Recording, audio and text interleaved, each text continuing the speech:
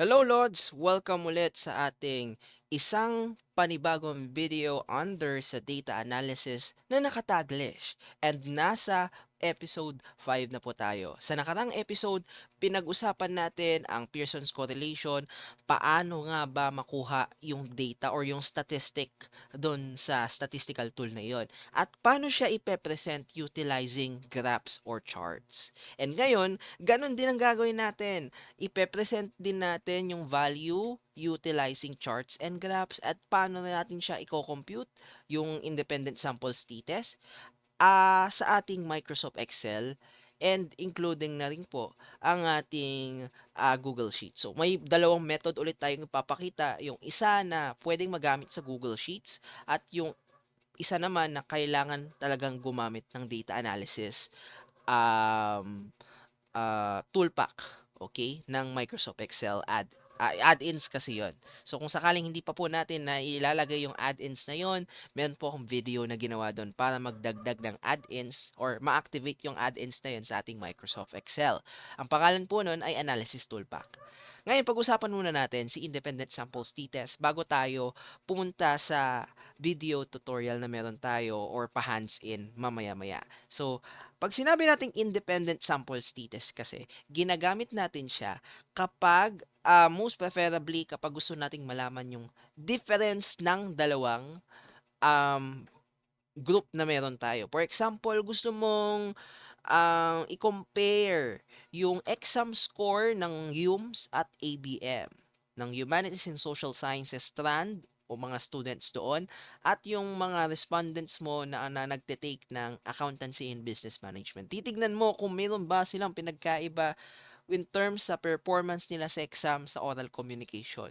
So, parang pinapakita doon na pwede nating makita kung ang greater communicator ba based sa exam score ay mga nag-UMS or mga ABM students. Okay? So, yun yung doon applicable yung tinatawag nating independent samples t-test para ma-measure yung difference ng dalawang yon ay kailangan muna nating makuha yung statistic under independent samples t-test. Ibig sabihin, kailangan natin makuha yung two-tail p-value na yon. Ang p-value na to, bago po na natin malaman, para lang ma-interpret natin siya. Kasi, kailangan muna nating malaman ang isang bagay. Kailangan alam natin kung ano yung confidence level na ginagamit natin.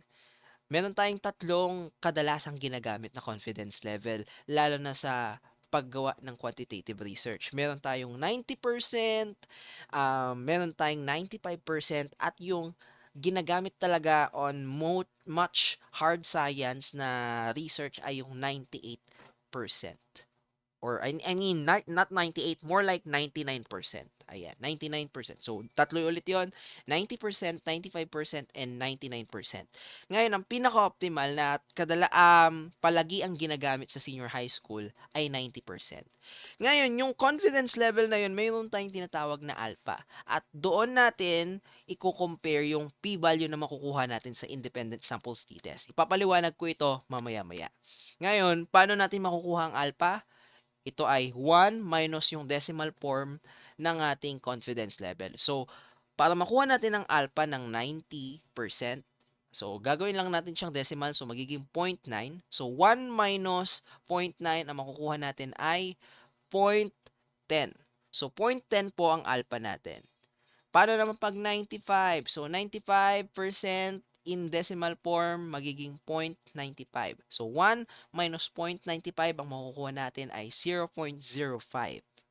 Okay, hindi 0.5 iba yun 0.5 at 0.05 magkaiba po sila. Pero sa 95% confidence level, ibig sabihin nun, ang ating alpha ay 0.05. At last, yung 99%, in decimal form, that is 0.99. 1 minus 0.99 ang makukuha natin na alpha for 99% confidence level ay 0.01. Okay, so 90% is 0. Ano tawag dito? 0.90, I mean 90% confidence level. Ang alpha natin dyan ay 10 or 0.10. Sa 95% ay 0.05. sa 99% ay 0.01. So, pakakatandaan po natin yan. Ngayon, alam ko na baka karamihan sa mga nakikinig sa akin ngayon ay mga senior high school students. So, ang gagamitin mo nating alpha ay 0.05 kasi paniguradong ang confidence level po ng ating research ay 95%. So, 0.05 it is. So, assuming lang natin na yun yung gagamitin nating value for our mock data. Ngayon, so let's now proceed on our mock data. So, kung sakali mang gusto nyo pong makisabay, meron po tayong link sa ibaba na pwede nyong i-download yung mga files, including po yung file na ginagamit na natin ngayon, which is all about the mock data to compute the independent samples t-test. Okay? Pero kung gusto mong i-practice yung iba pang mga statistical tools, you are welcome to download the other files para lang ma-anticipate yung iba pang i-discuss at i-tutor ko sa inyo na mga tools for data analysis. Okay, so for now, paki-open muna yung independent samples t-test. Pwede to gamitin kahit sa Google Sheets. So make a copy na lang po tayo. Now, lagyan muna natin ng context ang ating data. Ngayon, makikita ninyo dito na ang ating research topic is all about sa kung ano ang pinagkaiba ng dalawang variable, mali tayo, sorry. I mean, sa ating research natin dito in our mock data na nakuha natin, ang topic is gusto nating malaman yung difference in terms of gender. So, tingnan natin daw kung may pinagkaiba ba yung exam score or exam performance ng mga babae sa lalaking mga na-surveyan natin. So, ang variable lang natin dito ay yung exam score. Pero pwede na nating isama si gender. Kasi si gender ay groups na kasi. Nahati natin sa dalawang groups ito, male and female. Ngayon, si exam score dapat po again, continuous po para makompute natin si independent samples t-test. Okay, continuous. Again, pag sinabi natin continuous, walang negative value. 0 to infinity. It's either 1 million, 5, 100, wag lang negative 1, pababa. Okay? Okay lang yung 0. Okay lang yon. Kasi yon hindi naman yun positive, hindi rin siya negative. And in our research question, nandun ulit yung demographic profile, na pag-usapan na natin siya kung paano natin siya hahanapan at paano natin siya gagawan ng graph or chart. So, nandun yan sa ating previous video. Puntahan nyo na lang para paano siya ma-approach. Meron din tayo dito yung level daw ng exam performance ng mga lalaki. Paano naman daw sa babae. And now, yung level of exam performance nung dalawa ay titignan na natin yung significant difference nila using independent sample t-test. Again, ginagamit po ang independent samples t-test kapag meron tayong dalawang magkaibang group na gusto nating pag-awayin. I mean, tignan kung meron nga bang pinagkaiba sa dalawang to. Dito, gusto natin yung malaman yung pinagkaiba ng male and female in terms sa kanilang performance or score sa kanilang exam. Okay. Ngayon, sa answer checker natin, makikita natin dito, ang hinahanap dito ay yung two-tailed p-value ng dalawang groups na meron tayo dito sa ating mock research topic. So, we will be utilizing t-test para ma-answer natin yung research question number 4 natin dito. Okay? So, 100,000s natin siya mamaya. And meron din tayong link dito na pwede nating bisitahin or pwede mo ring bisitahin. So, nandyan lahat ng mga pinag-uusapan natin dito sa video na ito. So, pwede mo yung puntahan para mas lalo ka pang ma-inform. Kung gusto mo magkaroon ng advanced study, go on. Pero kung gusto mo nang magsimula sa pag-practice, let's now click the mock data. At bago po natin i-execute si t-test, kailangan muna nating malaman. Kailangan muna nating malaman kung appropriate nga bang gamitin si t-test sa inyong nakuhang data. Kung magagamit ba natin talaga si t-test for independent samples or hindi. Para malaman natin kung pwede natin gamitin ang independent samples t-test, may dalawa tayong assumptions or criteria. Una ay normal distribution. Ibig sabihin, itong scores na nakuha natin from 150 respondents na meron tayo ay dapat sumusunod siya sa normal distribution. Naalala ninyo siguro sa inyong statistics and probability subject or kung meron man kayong subjects related to that, meron tayong tinatawag na bell curve. associated siya sa tinatawag nating normal distribution. So, idodrawing ko lang din para mas makita nyo yung sinasabi ko. So, sa normal distribution, sabi rito, kailangan daw sumunod ang data natin into, anong tawag dito? Bell curve. Ang bell curve ay parang ganito. Parang may umbok siya. Na parang ganyan and ganyan. So, ganito daw yung bell curve. So, dapat yung data natin, for example, ito yung data natin, dapat kahit papano ay sinusundan niya yung umbok na ito.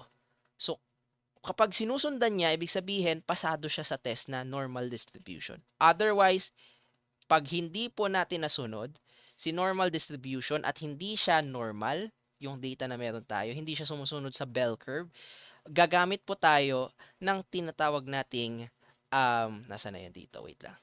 Gagamit po tayo ng tinatawag nating Mann-Whitney test. Mann-Whitney U test.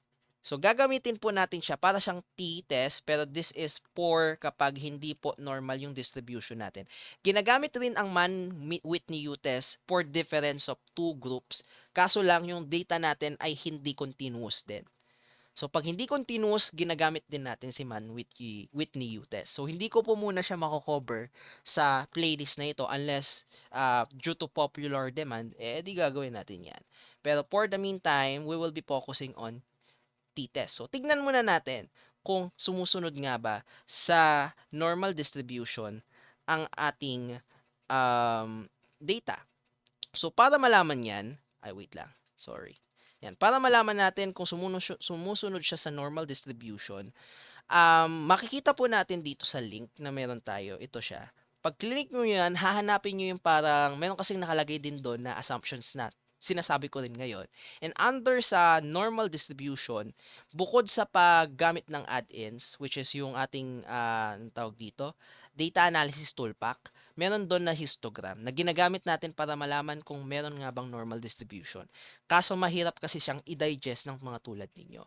And meron siyang inoffer dun sa PDF file na iyon or PDF na document na link na pwede natin gamitin to compute and to present a graph that sees kung mayroong nga bang normal distribution na nangyayari. Okay? So, pupunta tayo doon. Ayan, ito siya. Ay, hindi, ito siya. Ayan, so ito po yun. Yung AI Therapy Statistics website or aitherapy.com. ai-therapy.com. Ito po siya. So, zoom in lang natin. Ayan, ito po. ai-therapy.com. Psychology, Statistics, Distribution, Normal. Meron po yan dun sa PDF version or yung sa PDF link na meron tayo dun sa ating mock data. So, pakiclick na lang, hanapin na lang din yung link na to and then you could go on this particular website. Ngayon, gagamitin natin ang website na to para makalculate po kung normal nga talaga ang distribution ng ating data. So, dito lang natin ipipaste. Hindi na natin kailangan lagyan ng name, yung dataset na meron tayo, or description. Pero kung gusto mo lang lagyan, okay lang, mas maganda. Para mas magandang tignan yung ating graph na ma-produce natin mamaya. So, pupunta tayo ulit doon sa Excel natin. Kasi kokopyahin natin yung dataset natin under exam score. So, ikokopyahin lang natin yan hanggang sa pinakadulo. Then, pupunta lang tayo dito sa website kanina and then paste lang natin. Control, Shift, V. Para makuha natin yung pinaka-text niya. Then, after nyan, kapag sa tingin mo nakuha na lahat ng mga data na yan, press Submit. And after nyan, ayan, mapoproduce na niya yung mga test. So, as you can see, humaharap sa maraming normality test yung ating data. And, yung 4 na test na yan ay pumasa naman. So, may check naman. It appears normal according to this. Kayo na po mag-discover sa kung ano po ang ibig sabihin ng mga to, pero papasadahan lang po natin. Pag sinabi nating skewness, gaano daw siya, anong tawag dito? Kung gaano nga ba, as you can see here, ito po yung tinatawag nating bell curve. Okay? So, skewness pertains sa kung gaano nga ba ginagaya ng data natin. Itong mga naka-gray, yan po yung data natin kanina na pinaste natin. Ngayon, yung skewness pertains sa kung gaano nagagaya yung shape ng ating data, yung bell curve na nakalagay dito or normal distribution. So, pag nagagaya naman ng kahit papano, ibig sabihin, it appears normal. So, makikita natin yung skewness in visual form pag nilagay natin siya sa histogram. Okay? And sa kurtosis, pag sinabi naman nating kurtosis, ito naman ay yung kung gaano kataas or gaano kalapad yung ating data. So as you can see here, hindi naman siya ganun kalapad, hindi naman ganun kataas ito yung ating data. Somehow kahit papano is sumusunod siya sa normal distribution. Hindi siya yung ganong kataba na curve, hindi rin siya yung ganon na kataas na masyadong payat. So yun yung tinatawag nating kurtosis. And we have different tests dito na at least pwede pa rin natin magamit as tests for normality or normal distribution. And fortunately, as you can see here, is it appears normal. So, buti naman. Okay? Ngayon, pwede nating i-kopya to. So, kung gusto nyo muna, na syempre, when we're presenting our research question, lalo na we're involving t-test, ilagay muna natin, i-present muna natin yung mga test na ginamit natin kung talagang magagamit natin si t-test. So, pwede natin kopyahin ito, tapos magkwento lang tayo ng konti na makikita natin, okay, sumusunod siya ng kaunti, and sabi rito is, pumasa siya sa 4 na normality test. Okay, na normal yung skewness, normal yung kurtosis, normal yung statistic under Kolmogorov-Smirnov test, sa Shapiro-Wilk, ganun din, and pumasa naman siya sa 4. So, it means na pasado siya sa mga normality. Or, meron nga talaga tayong tinatawag na normal distribution. So, meron tayong dalawang graphs dito. Si histogram, na makikita natin kung sumusunod nga ba siya sa normal distribution, bell curve. And meron din tayong QQ plot. So, sa QQ plot, dapat yung mga bilog-bilog na to, which is our data, is kahit papano ay mas malapit siya sa linyang ito.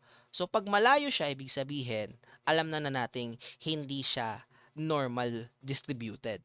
Okay, so pag hindi siya normal distributed, again, anong gagamitin nating data? As you can see here, ang gagamitin nating data ay, asa na yun? Or I mean, ang gagamitin nating test ay Mann-Whitney U test. This is for non-continuous variables. Kung sakaling ordinal, ayan, gagamitin natin po ito.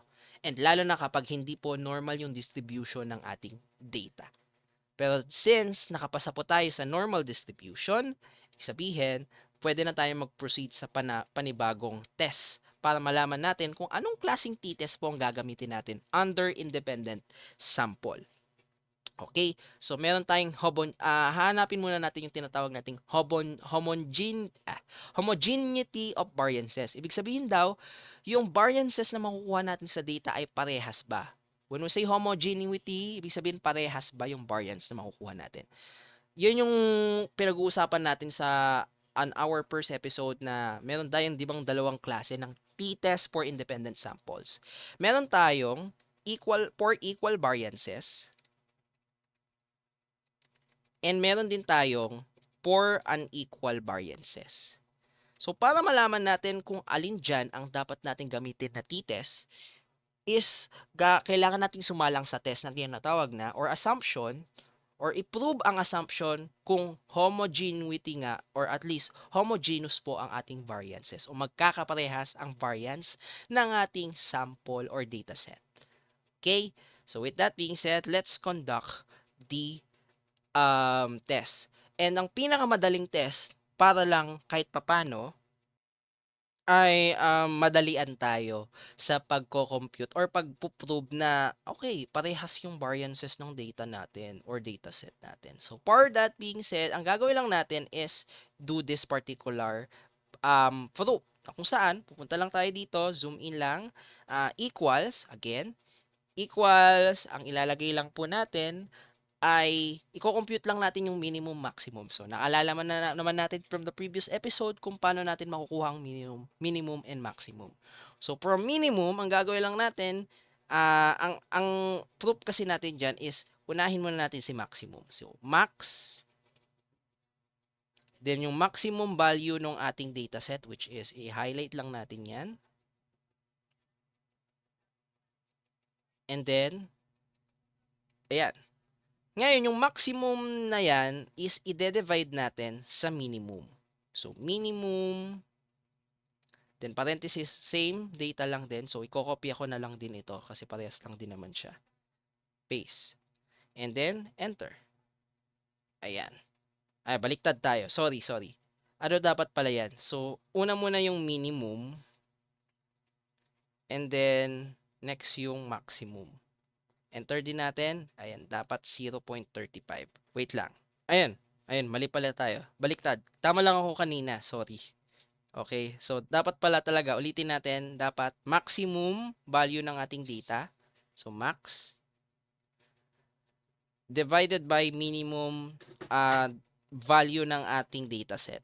So, maximum divided by minimum and makukuha na natin itong number na ito.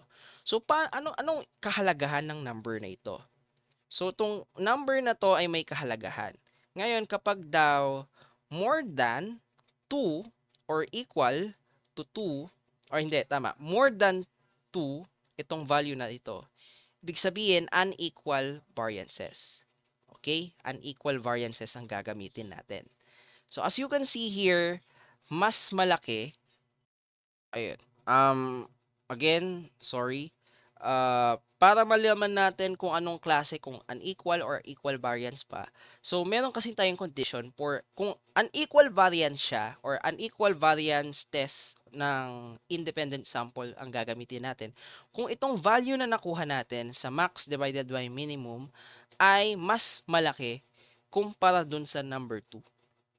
Okay, so dahil nakita naman natin mas malaki itong value natin kumpara sa 2, ibig sabihin, gagamitin natin ay t-test for independent sample for equal or unequal variances. O yan. So yan po ang gagamitin natin. Ngayon, na-decide na po natin. Ngayon, kung sakali man, for example, ang value na meron tayo dito ay 1.5. Sabihin natin 1.5 yung nakuha natin dun sa division ng maximum divided by minimum. So, dahil 1.5 to and 1.5 is more, mas maliit siya kumpara sa 2, ibig sabihin, ang gagamitin naman natin ay equal. Pero dahil, as you can see, 2.85 ang lumabas na value, ibig sabihin, unequal variance po ang gagamitin natin. Mas malaki to kumpara sa 2 eh. So, unequal po ang gagamitin natin. Okay? So, as you can see, we have used these assumptions para ma-determine natin anong klaseng t-test ang gagamitin natin. Or, ito kasi, itong normal distribution magsasabi kung t-test for independent samples nga ba ang kailangan natin gamitin. And the homogeneity of variances assumption is telling us kung ang gagamitin ba natin ay yung t-test for independent sample na pang unequal variance or equal variance. So, this mock data dapat ay, ang lumabas ay unequal variance po ang gagamitin natin. Ngayon, with that being said, ang gagawin natin muna, first method is to use the traditional na pwede natin gamitin din sa Google Sheets. So, ang gagawin lang natin, equals t-test. Okay, t-test. And then, i-zoom in lang natin yan. Parenthesis. So, pipindutin lang natin yung unang array na meron tayo. Pero as you can see, dalawang array ang kailangan. Bakit? Kasi nga, kailangan natin pag-comparein yung dalawang grupo. And as you can see, naman, sa ating research info, ang pinagko-compare natin ay yung male and female. So, with that being said, the first thing we need to do, delete muna lang natin to, is, i-separate muna natin yung data ng male at female.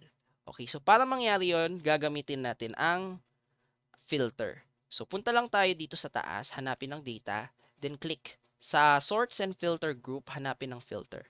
Click lang natin yan. So, punta lang tayo dito para at least mas magawa natin yung filter. Ayan. So, pagbalik natin dito, may drop-down menu sa mga labels na meron tayo. So, click lang natin to dahil we will be differentiating two gender groups. So, ito po yung pipiliin natin. And now, under this, may nakikita kayong mga selectors dito. Una munang gusto kong makita ay yung mga male. So, check natin yung, i-ano muna natin si select all, pindutin natin yan para mawala yung check ng lahat. And then, click male. Then, click OK. And makikita ninyo na puro mga lalaki yung nakikita natin dito. Okay? Mga lalaking, mga data lang ang nakikita natin. So, with that being said, ang gagawin lang natin, copy lang natin ito. Yan. Mukhang may nakita pa kayong another data kasi I'm trying also other types of things. And lagay lang natin siya dito. Ay, hindi siya makopy. Wait lang, ulitin natin. And copy. Tapos paste lang natin siya dito.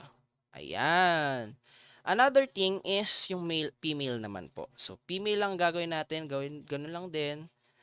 Select all. Then, select all ulit. Then, click lang natin yung female. Dapat female lang ang nakacheck. And okay. And makikita nyo na yung mga female lang yung nakikita natin dito. Naka-filter na kasi siya. So, gagawin lang natin. Copy lang natin ito. Highlight, then copy. Control C. Control C. And then, balik ulit lang tayo. Then, paste natin dito. Ayan. So, ngayon, para mas makita natin ng buo yung data na meron tayo, ang gagawin lang natin, balik lang ulit tayo dito sa taas. Dapat naka-highlight si data tab. Dun sa sort and filter group, pindutin si filter, i-turn off na natin siya. And ayan. Ayan, nakuha na natin yung buong data.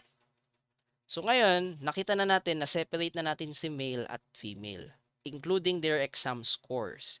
Ngayon, pwede na nating i-execute si t-test. So to execute t-test, once again, ang gagawin lang po natin ay equals. So, iano lang natin siya. Equals. Yan, equals t-test. Then, highlight lang natin yung unang array na meron tayo. Okay? Ayan, so we will be highlighting the exam score. So, dito tayo. Ng male muna. Ayan, male. And then, next naman, lagyan natin ng comma. Okay? Comma for the female naman. Female naman yung ating ano, or yung pangalawang group ninyo. Yung data nila. Ayan. And then, comma ulit. Then, hanapin lang natin dito. May option naman magpapakita sa baba. So, 1 or 2. 1 daw kapag one-tailed and two-tailed naman pag 2. And since we always assume na two-tailed ang gagamitin natin para may direction. So, we will be using two-tailed. So, 2 and then, comma ulit, last but not the least, since we are talking about anong tawag dito, dahil hindi tayo magpe-paired, hindi dapat once. Kasi 1 is for paired t-test, 2 is for equal variance, and 3 is for unequal variance. Okay, so ang pipiliin natin ay yung 3. Dahil nakita nyo naman na ang gagamitin natin, nakita rin natin na hindi homogeneous yung variance na meron tayo. So, we'll go with 3. And then enter. Pwede na. So, i-enter na natin siya, and makukuha na natin yung ating t-test value, which is 0.16. Ayan, and naka ano naman siya, no? 5 decimal values or decimal places or 5th decimal place. Ayan. So ito na po yung t-test. Magagawa po natin ito din sa Google Sheets as long as we use the t-test function or formula. Ngayon, paano naman pag gagamitin natin yung analysis toolpack? So, madali lang naman po yan. So, doon tayo ulit sa data tab. Hanapin yung pinakadulo. Sa dulo ay makikita natin yung analysis group. Pindutin si data analysis. May magpapakitang dialog box. And hanapin natin yung unequal variances. Or kung equal, di equal. Kayo na bahala dyan. And then, click lang natin yan. Double click. And then, may magpapakitang dialog box ulit which will be used to put some details for computation of t-test to sample assuming unequal variances. So, doon ulit, ganun lang din. Dito sa input, sa variable 1 or group 1, yung data natin sa unang grupo which is dito sa mock data natin ay male. So, highlight lang natin yon. Ito siya. So, ano lang natin yan hanggang sa pinakadulo. Then, enter. Ganun lang din dito. Sa pangalawa, sa variable 2, i-highlight lang natin yan. And then, click enter. And then, zoom in lang natin. Ayan. So, wala muna na tayong ilalagay sa hypothesized mean difference. So, hindi pa naman siya mahalaga for now. Ngayon, ilalagay natin dito sa alpha kung ano po yung naalala natin kanina. So, naalala natin, di ba, since we assuming na yung mock data natin ay merong confidence level na 95%, ang alpha natin ay 0.05, which is 1 minus decimal form of 95%. That would be 0.05. Ngayon, under sa output options, dito tayo sa output range para itambal lang natin doon sa ating t-test na ginawa natin. So, click lang natin sa arrow. Gusto ko lang itapat doon sa ating value dito. So, dito siya. Ayan. So, enter lang and then enter lang ulit or click OK. And then, ayan na. Nakuha na natin yung value. So, pupunta lang tayo doon sa P. T, then greater than is equal to T, which is, ito na yung two-tailed p-value natin. 0.167513. So, yan na po yung p-value natin. Ayan. So, parehas lang din po siya. So, ikakopy ko lang para makita nyo yung pinagkaiba nilang dalawa. As you can see, parehas lang sila. Parehas lang talaga. Okay? Walang pinagkaiba. So, no matter what method you would use, parehas lang din po ang makukuha ninyo as long as you execute it correctly. Okay? So, ngayon, the first things first is paano natin sila i-interpret. So, ano po bang ibig sabihin nitong 0.16 na ito? So, meron po tayong metrics dyan. Naalala nyo po yung alpha. So, ang alpha natin dito, dahil ito ay meron tayong 95%, ayan, 95% na confidence level. Ang alpha natin ay always will be, or A at least, ang alpha natin ay 0.05. So, dahil 0.05 ang ating alpha, kailangan si 0.05 ay yung p-value natin or yung nung tawag dito, two-tailed p-value ng ating t-test ay dapat mas mababa sa 0.05. So, that means, yung p-value natin is less than our alpha. So, as you can see here, kung titignan lang naman natin dito, i-transpose lang natin to sa substitute. As you can see here, 0.16 or 751 is greater than 0.05. As you can see, mas malaki yung p-value natin. At dahil mas malaki ang ating p-value, isa lang ang ibig sabihin nito. Walang significant difference ang male at female. Parehas lang talaga sila wala silang pinagkaiba kumbaga. Okay, so that means ay i-accept natin ang ating null hypothesis na kung saan ay walang difference sa pagitan ng male and female pagdating sa performance nila sa exam. So, yun po ang ibig sabihin nito.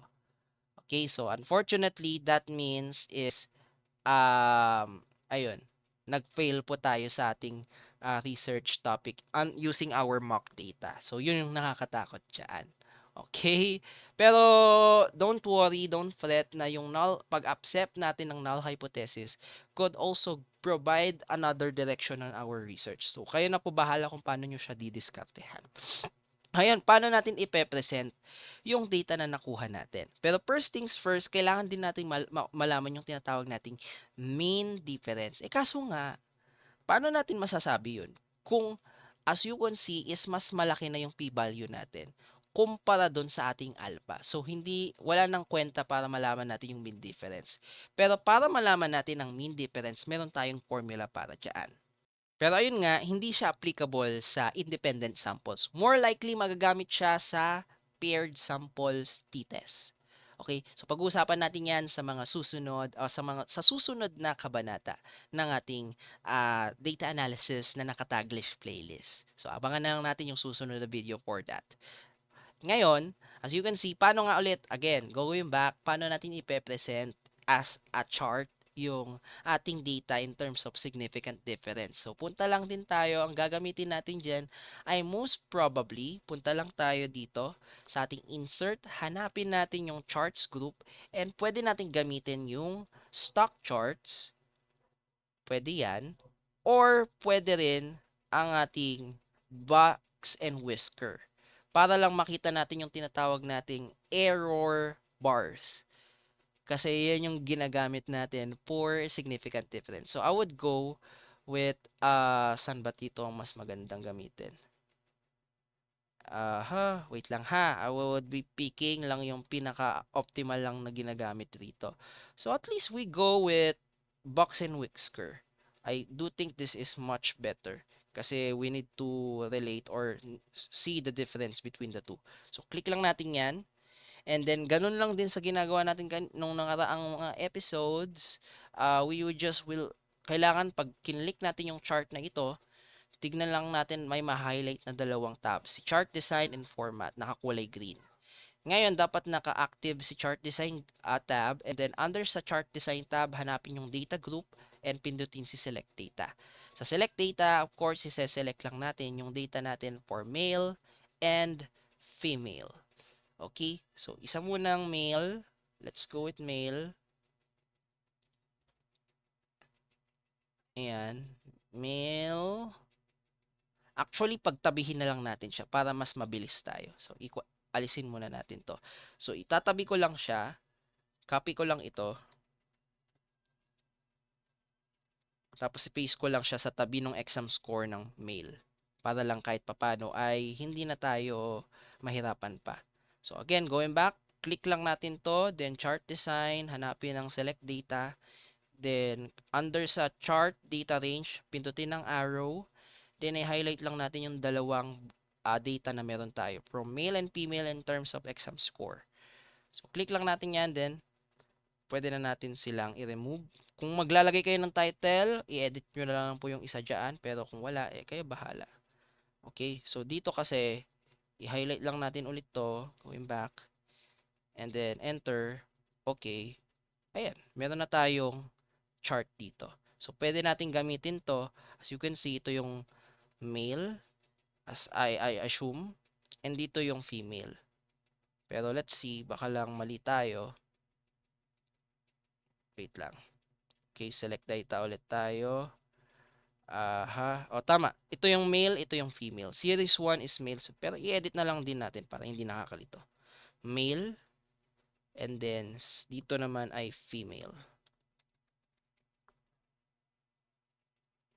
Ayan.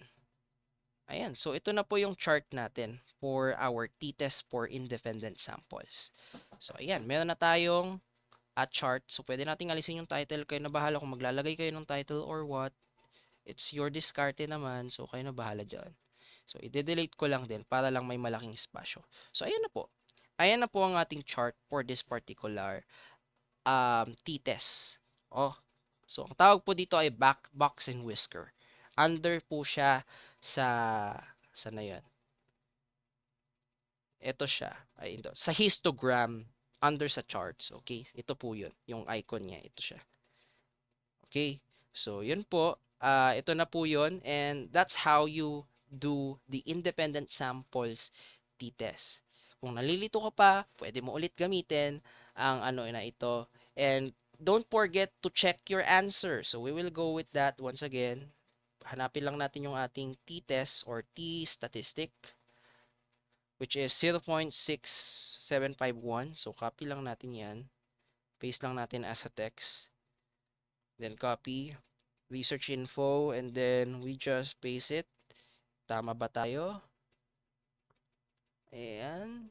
50. Tama ba? Ayun, hindi daw mali tayo. Wait lang. Baka may mali lang tayong nilagay. Ayan, 51 kasi. Enter. Ayan. Okay, tama tayo. So, dapat magkikulay green po ito. And that ends our video for today. And I hope na nagawa po natin ang t-test for independent samples as you proceed on your mock data. So, kung hindi po nasusundan, once again, pwede nyo pong balikan itong video na ito as long as you want, as many as you want. Pero sa mga susunod na video ay pag-uusapan naman natin paano naman gagamitin si paired samples. Gaya ng independent samples t-test, meron din po tayong kailangang isunod na criteria or assumptions para malaman natin kung pwede natin gamitin si paired samples t-test using our data. At yan ay pag-uusapan natin sa susunod na episode. And with that being said, I am hoping na sana ay magawa na po ninyo ang inyong mga data. And kung hindi pa ito yung statistical tool na ginagamit ninyo, di panoorin mo na yung mga iba pa na nandirito sa ating playlist. Okay, sige. With that being said, sige, let's proceed now on our next video. Kaya naman, kita-kits, mga lods. Bye-bye!